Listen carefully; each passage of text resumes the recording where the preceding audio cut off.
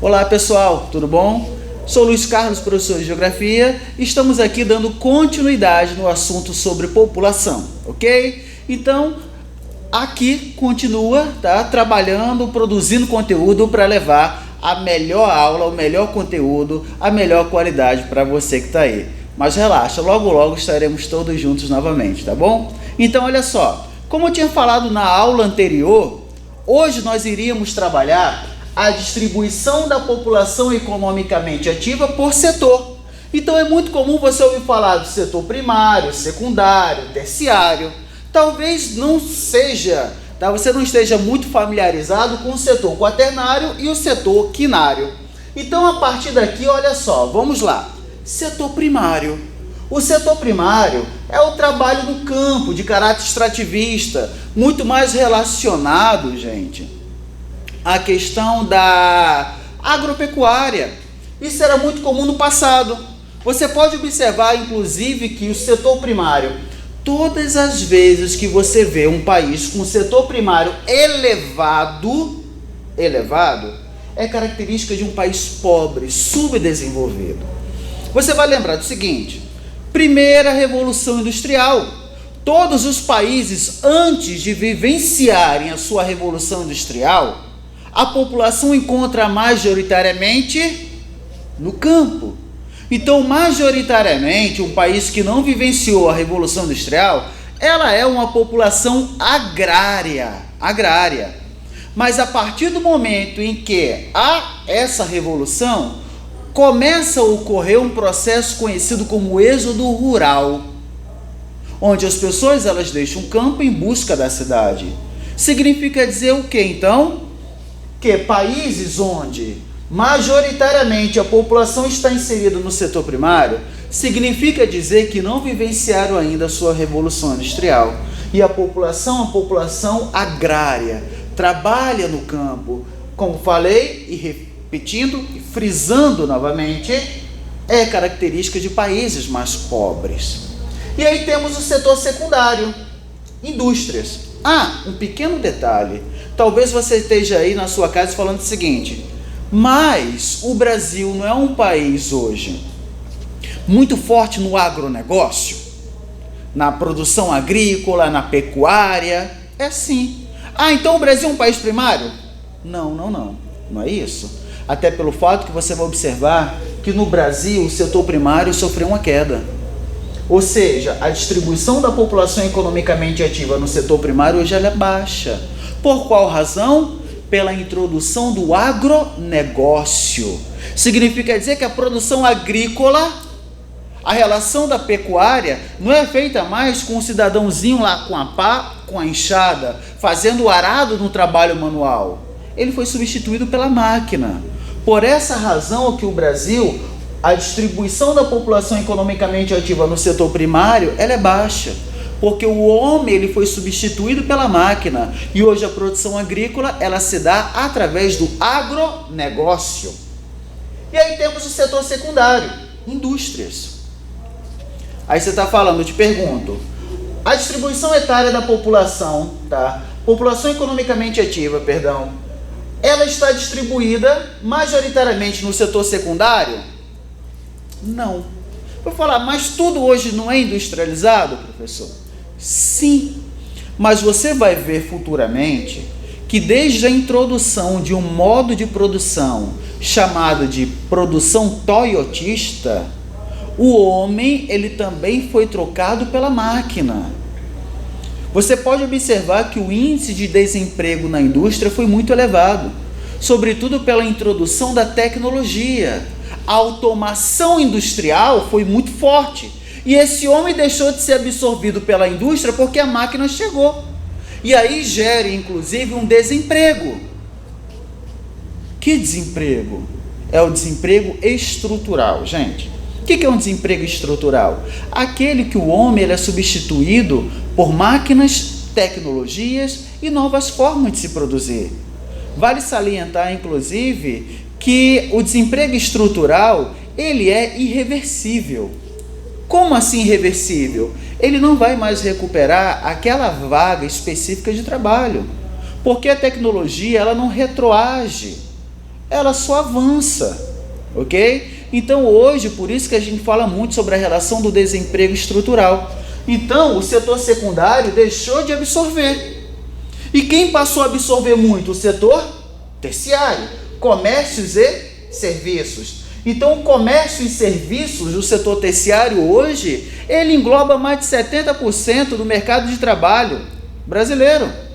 Mas lembre do que a gente falou na aula passada? Tá lembrado? Eu falei para você o seguinte, que nós temos hoje a população no setor terciário, que é uma população ocupada. Qual o problema no contexto aqui? É que muitos que estão inseridos no setor terciário, que estão ocupados, ou estão ocupando o setor terciário, em sua maioria hoje, se tratando de Brasil, são trabalhadores informais. Então o setor terciário no Brasil é elevado? Sim, gente, o setor terciário no Brasil ele é elevado. Mas o problema é que pega também muito da informalidade.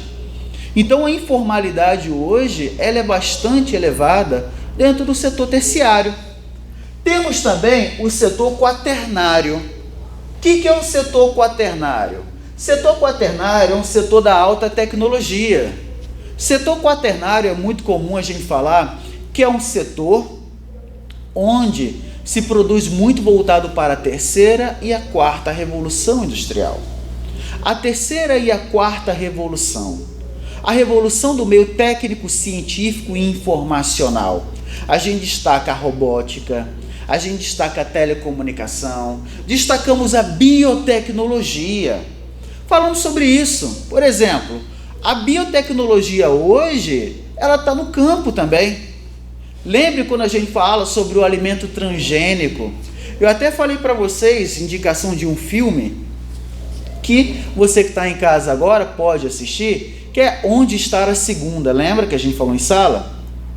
Pois é, o filme Onde Está a Segunda, ela trabalha com conceitos populacionais. Por exemplo, ela vai trabalhar sobre uma teoria malthusiana, ou melhor, a teoria neomalthusiana, que prega a necessidade de uma intervenção do Estado na relação das políticas antinatalistas, ou seja, o controle populacional cabe ao Estado. E isso você encontra no filme. Você vai começar a observar também no filme a relação da biotecnologia. Como biotecnologia?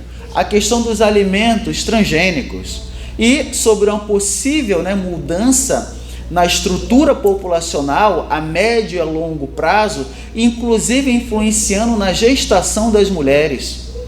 Tudo também ligado a essa biotecnologia, ou seja, alimentos transgênicos, hoje tudo relacionado à engenharia genética. Então, setor quaternário, setores de alta tecnologia, diretamente ligados, queridos, à terceira, a quarta, como alguns já definem, a quarta revolução industrial. E aí, quando a gente fala sobre a relação da ONG, lembre, tá? Organização não governamental.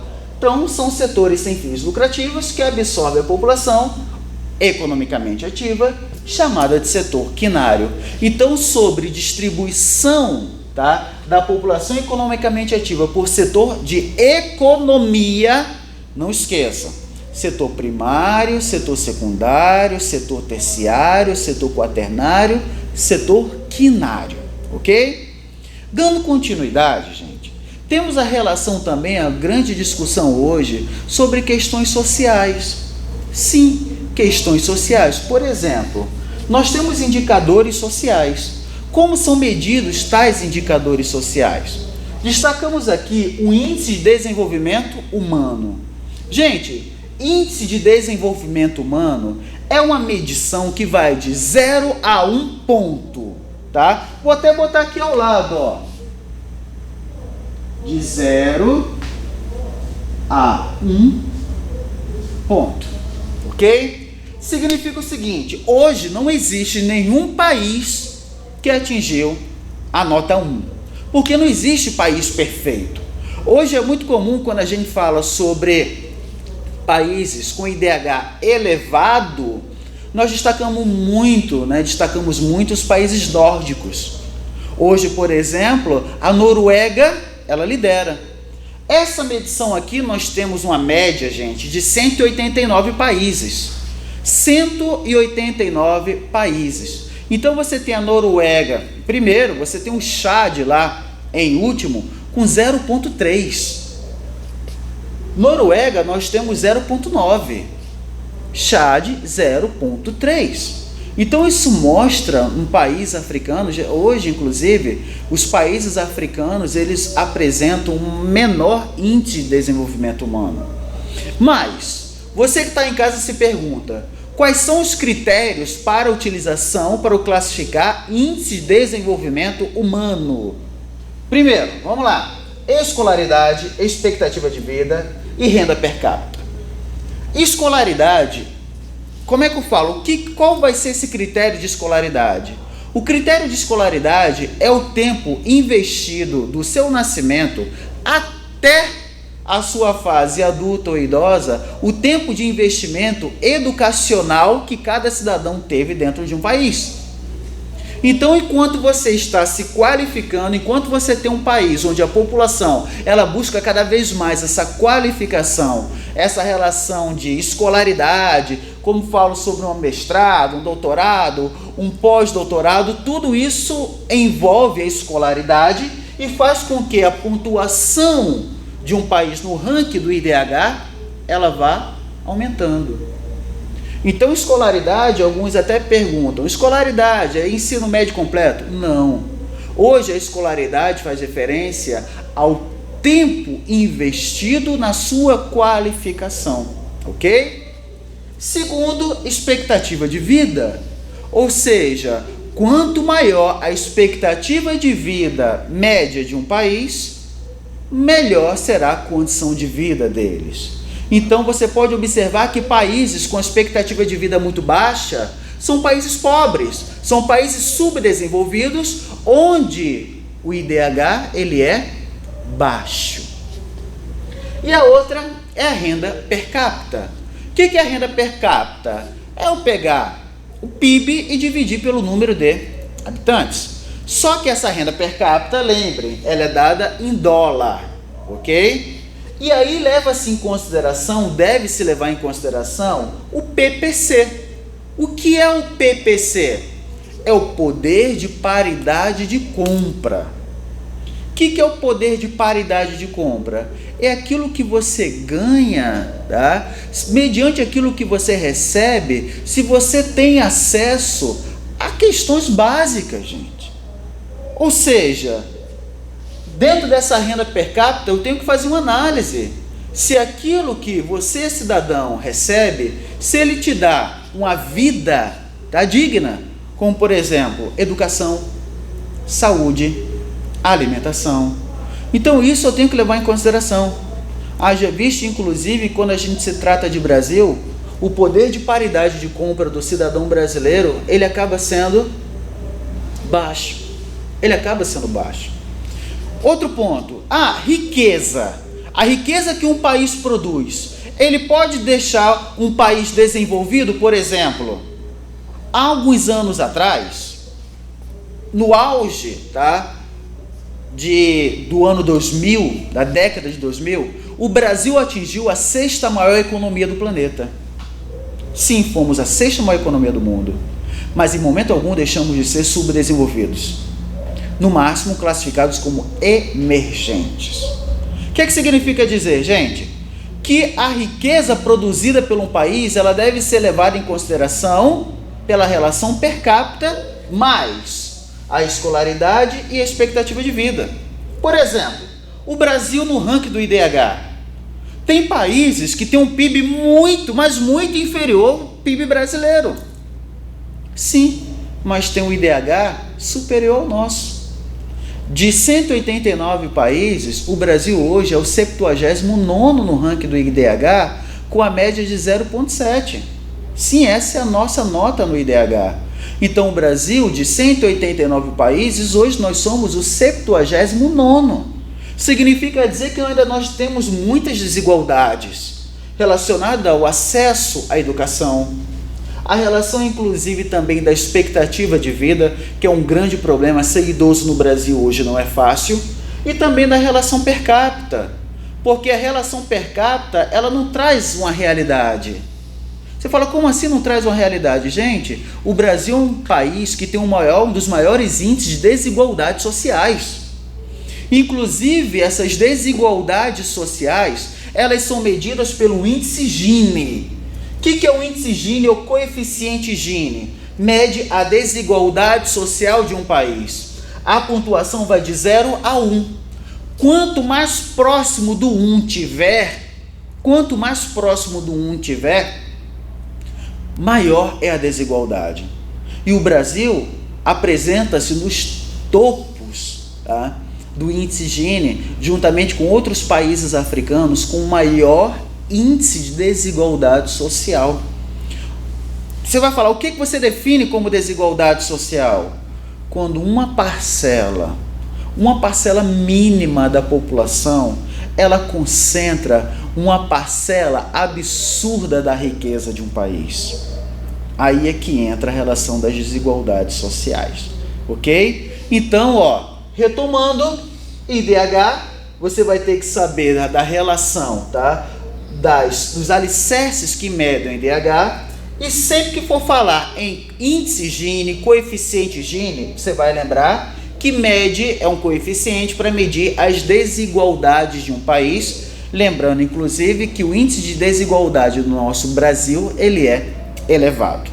Ok, pessoal? Captou? Copiou? Excelente! Então, gente, muito obrigado e até a próxima aula. Tchau, tchau.